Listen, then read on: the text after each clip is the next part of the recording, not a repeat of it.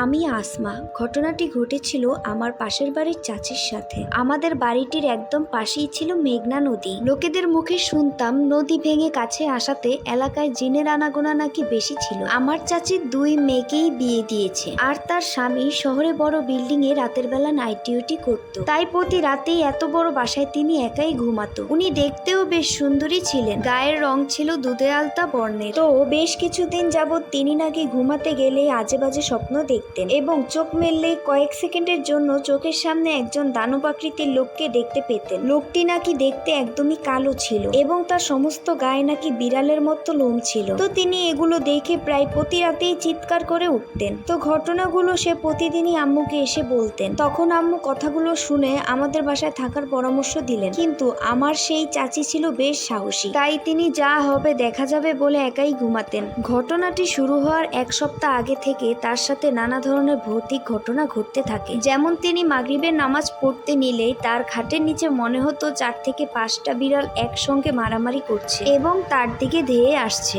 রাতে বাথরুমে বসলেই পিছন থেকে ফু দিয়ে কে যেন কফিটা নিভিয়ে দিত। রাতে ঘুমাতে গেলে গায়ের সাথে নরম তুলার মতো ওই শয়তানের গা চাচির গায়ের সাথে লাগাতো। আমার চাচিও এসব কিছুকে পাত্তা না দিয়েই থাকতো। তো যেই দিন ঘটনাটি ঘটে তার আগের দিন থেকেই চাচির গা নাকি ভার হয়েছিল। মনে হতো সারাটা দিন যেন তার ঘাড়ের উপরে 3 থেকে 4 বছরের একটি বাচ্চা বসে আছে। আমাদের বাড়ির পিছনে একটি পুকুর ছিল। ঘটনার দিন পুকুরের ওই পাশে ঘন বাঁশঝাড় থেকে তার স্বামীর কণ্ঠ ধরে কে যেন তাকে ডাকছে। তো উনি পাত্তা না দিয়ে ঘরের ভিতরে চলে আসেন। এরপর রাতে তিনি যখন ঘুমাতে যান তন্দ্রার মধ্যে ওই জিন তার স্বামীর বেশ ধরে তার পাশে আসেন এবং তার সাথে শারীরিক সম্পর্ক করতে চান। ওই মুহূর্তে চাচি নাকি ঘুমের ভিতরে সেই জিনকে বাধা দেন এবং তিনি ওই মানুষরূপী জিনের সাথে ধস্তাধস্তি করতে থাকেন।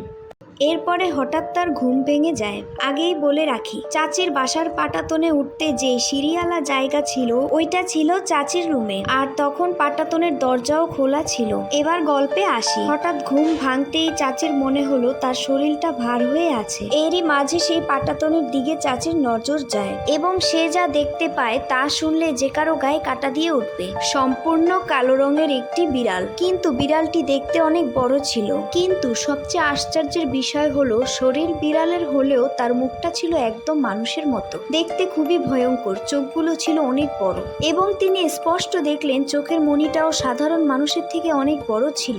তো বিড়াল রূপী সেই শয়তানটা খুব রাগের চোখে তার দিকে তাকিয়েছিল এবং তৎক্ষণাৎ শয়তানটি চাচির দিকে তাকিয়ে বলল, তোর আজকে খবর আছে। এই কথা বলে পাটাতন থেকে সেই শয়তানটা লাফ দিয়ে চাচির গায়ের উপরে পড়লো এবং হাতাহাতির এক পর্যায়ে ফজরের আজান চাচির কানে আসলো। আর আজান শোনার সাথে সাথেই শয়তানটি একদম দুর্বল হয়ে পড়ল। আর এই সুযোগে চাচি সেই শয়তানটিকে গায়ের সমস্ত শক্তি দিয়ে লাথি মারল। তখনই বিড়াল রূপী সেই শয়তানটি উড়ে গিয়ে টিনের বেড়ার সাথে বাড়ি খেতেই টিনের বেড়া ভেঙে শয়তানটি বেরিয়ে দৌড় দিল। এরপর চাচি ভোরের আলো ফিরতেই সকালে চিৎকার করে সবাইকে ডাক দিল। আমিও সবার সাথে চাচির বাসায় গেলাম। গিয়ে দেখি চাচির হাত পা মুখ সব জায়গায় ছোলানো দাগ, আর সেই দাগ বেরিয়ে রক্ত বেরোচ্ছে। তখন এই ভয়ঙ্কর ঘটনাটি সমস্ত এলাকায় ছড়িয়ে পড়ে। এরপর চাচা বাড়িতে ফিরে ঘটনাটি শুনে চাচিরকে এক কবিরাজের কাছে নিয়ে গিয়েছিল। এরপর কবিরাজ চাচির কাছ থেকে সম্পূর্ণ ঘটনা শুনে তাকে জিনচাল দিয়েছিল এবং সম্পূর্ণ ঘটনাটি জিনের কাছ থেকে